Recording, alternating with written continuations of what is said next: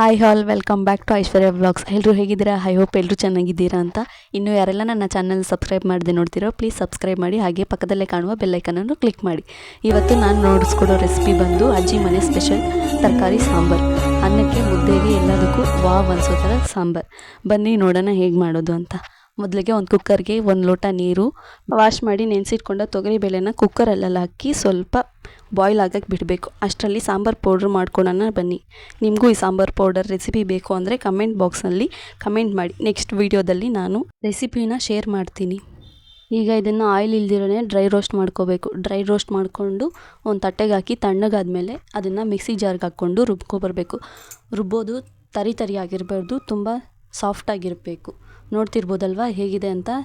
ಈ ಥರ ಇರಬೇಕು. ಇವಾಗ ಒಂದು ಬಾಣಲಿಗೆ 4 ಟೇಬಲ್ ಸ್ಪೂನ್ ಆಗೋಷ್ಟು ಎಣ್ಣೆ ಹಾಕಿ ಕಟ್ ಮಾಡಿರುವ ತರಕಾರಿಗಳನ್ನೆಲ್ಲ ಬಾಣಲಿಯಲ್ಲಿ ಹಾಕಿ ಫ್ರೈ ಮಾಡ್ಕೊಳ್ಳೋಣ ಬನ್ನಿ. ಫ್ರೈ ಮಾಡೋದ್ರಿಂದ ಸಾಂಬಾರಿಗೆ ರುಚಿ ಸಿಗುತ್ತೆ, ಹಾಗೆ ಟೇಸ್ಟಿಯಾಗೂ ಇರುತ್ತೆ. ಇದನ್ನು ಫ್ರೈ ಮಾಡ್ಕೊಳ್ಳಬೇಕಾದ್ರೇ ಒಂಚೂರು ಉಪ್ಪು ಹಾಗೆ ಒಂದೇ ಒಂದು ಮೆಣಸಿನ್ಕಾಯಿನ ಕಟ್ ಮಾಡಿ ಅದರೊಳಗಡೆ ಹಾಕಿ ಮಿಕ್ಸ್ ಮಾಡಿ ಫ್ರೈ ಮಾಡಬೇಕು. ಇದು ಮಿಕ್ಸ್ ಮಾಡಿ ಫ್ರೈ ಮಾಡೋದ್ರಿಂದ ಟೇಸ್ಟು ಚೆನ್ನಾಗಿ ಸಿಗುತ್ತೆ, ಹಾಗೆ ತರಕಾರಿಯಲ್ಲಿ ಉಪ್ಪು ಖಾರ ಎರಡೂ ಇರುತ್ತೆ. ಈಗ ಆಗಲೇ ಬೇಯಕ್ಕೆ ಇಟ್ಟಿದ್ವಲ್ಲ ತೊಗರಿಬೇಳೆನ, ಇವಾಗ ಅರ್ಧ ಭಾಗ ಬೆಂದಿದೆ. ಅದಕ್ಕೆ ಒಂದೇ ಒಂದು ಮೀಡಿಯಮ್ ಗಾತ್ರದ ಈರುಳ್ಳಿ ಹಾಗೆ 4 ಟೊಮೊಟೊ, ಒಂದೇ ಒಂದು ಬೆಳ್ಳುಳ್ಳಿ ವಾಶ್ ಮಾಡಿ ಹಾಕ್ಕೋಬೇಕು. ಆಮೇಲೆ ರುಚಿಗೆ ತಕ್ಕಷ್ಟು ಉಪ್ಪು ಹಾಕಿ ಲಿಟ್ನ ಕ್ಲೋಸ್ ಮಾಡಿ 2 ವಿಜಿಲ್ ಬರಬೇಕದು. 2 ವಿಜಿಲ್ ಆದಮೇಲೆ ಬೆಂದಿರುವಂಥ ಟೊಮೊಟೊ, ಈರುಳ್ಳಿ, ಬೆಳ್ಳುಳ್ಳಿ ಒಂದು ಮಿಕ್ಸಿ ಜಾರ್ಗೆ ಹಾಕಿ ತಣ್ಣಗಾಗಕ್ಕೆ ಬಿಡಬೇಕು.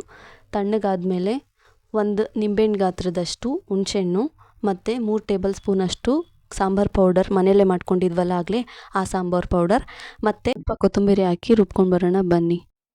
ನೋಡ್ತಿರ್ಬೋದು ನೀವು, ಇವಾಗ ಮಸಾಲೆ ರೆಡಿಯಾಗಿದೆ. ಆಗಲೇ ನಾನು ಫ್ರೈ ಮಾಡಿ ಇಟ್ಕೊಂಡಿದ್ವಲ್ಲ ತರಕಾರಿ, ಅದಕ್ಕೆ ನಾನು ಬೆಂದಿರೋ ಬೇಳೆ ನೀರನ್ನು ಇದಕ್ಕೆ ಮಿಕ್ಸ್ ಮಾಡ್ತಾಯಿದ್ದೀನಿ. ಇದಕ್ಕೆ ಮಿಕ್ಸ್ ಮಾಡಿ ಸ್ವಲ್ಪ ಒಂದು ಕುದಿ ಬಂದಮೇಲೆ ರುಬ್ಬಿಟ್ಕೊಂಡಿರೋ ಮಸಾಲೆನ ಇದಕ್ಕೆ ಆ್ಯಡ್ ಮಾಡಬೇಕು. ಆ್ಯಡ್ ಮಾಡಿ ನಿಮ್ಗೆ ಎಷ್ಟು ಬೇಕೋ ಅಷ್ಟು ಕ್ವಾಂಟಿಟಿಯಲ್ಲಿ ನೀರು ಹಾಕ್ಕೊಳ್ಳಿ. ಇವಾಗ ನಾನು ಇದಕ್ಕೆ ಬದನೆಕಾಯಿ ಹಾಕ್ಕೊತಾ ಇದ್ದೀನಿ. ಸಾಂಬಾರು ಚೆನ್ನಾಗಿ ಕಾಯ್ದಾದ್ಮೇಲೆ ಒಗ್ಗರಣೆ ಹಾಕ್ಕೊಳ್ಳೋಣ. ನಿಮಗೂ ಈ ರೆಸಿಪಿ ಇಷ್ಟ ಆಗಿದ್ದರೆ ನೀವು ಒಂದು ಸತಿ ಟ್ರೈ ಮಾಡಿ, ಟೇಸ್ಟ್ ಮಾಡಿ ಹೇಗಿದೆ ಅಂತ ನನ್ನ ಕಮೆಂಟ್ ಬಾಕ್ಸಲ್ಲಿ ಕಮೆಂಟ್ ಹಾಕಿ. ಈ ನನ್ನ ವೀಡಿಯೋ ಇಲ್ಲಿಗೆ ನಾನು ಏನು ಮಾಡ್ತಾಯಿದ್ದೀನಿ.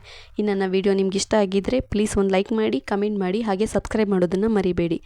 ಇನ್ನೂ ಯಾರೆಲ್ಲ ನನ್ನ ಚಾನಲ್ನ ಸಬ್ಸ್ಕ್ರೈಬ್ ಮಾಡದೆ ನೋಡ್ತಿದ್ರೋ ಪ್ಲೀಸ್ ಸಬ್ಸ್ಕ್ರೈಬ್ ಮಾಡ್ಕೊಳ್ಳಿ, ಹಾಗೆ ಪಕ್ಕದಲ್ಲೇ ಕಾಣುವ ಬೆಲ್ಲೈಕನನ್ನು ಕ್ಲಿಕ್ ಮಾಡ್ಕೊಳ್ಳಿ. ಎಲ್ಲರಿಗೂ ಧನ್ಯವಾದಗಳು. ನೆಕ್ಸ್ಟ್ ವೀಡಿಯೋದಲ್ಲಿ ಸಿಗುವ. Take care. ಬಾಯ್ ಬಾಯ್.